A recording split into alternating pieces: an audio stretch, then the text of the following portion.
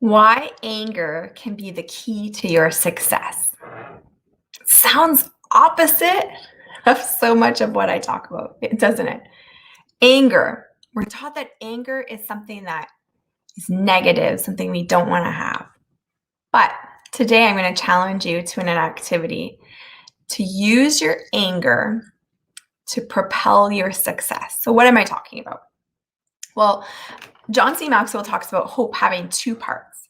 So, anger, which is anger at the way things are, and courage, the courage to make a change. So, in order to have the courage to make a change, you need to be clear about what you're changing. So, a lot of times we're told to focus on the why. Why are we doing this? And we a lot of times focus around things that we want, right? We want to have a big house. We want to help our kids. We want to help our family. We want to go on great vacations. And all of those things are great. But if you're not clear on what you hate and transfer that into a why, it's very, very difficult to maintain that motivation on a daily basis on a long-term goal. So what do I mean by that? I want you today, or find a time this week, find some time to be with yourself and get a notebook. And I want you to really think about this. Hey, James, nice to see you. So I want you to think about this. What are the things that you hate?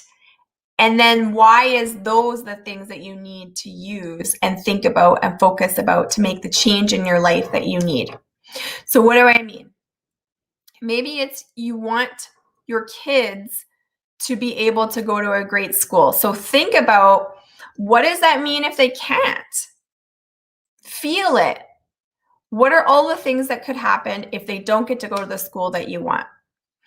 Maybe it's if your kids come to you and they want to get ice cream and you have to say no because you don't have enough money. Do you hate that?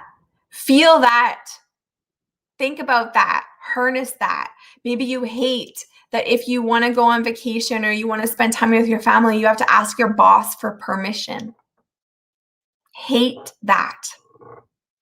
Maybe it's that you want your mother to have some relaxation in her golden years. She's worked hard to provide for you as a child, and now she's struggling to make ends meet as an elder.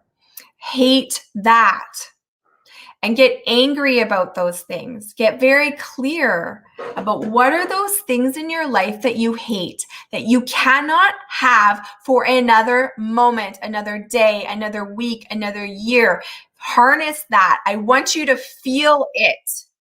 I want you to think about, what is it going to feel like in 5 years from now if that is still the case in your life? Think about it. What is it going to feel like if you have to keep saying no to your kids and the things that they deserve for another week, another year, another 5 years, another decade? And then I want you to get angry about it, because you do deserve better.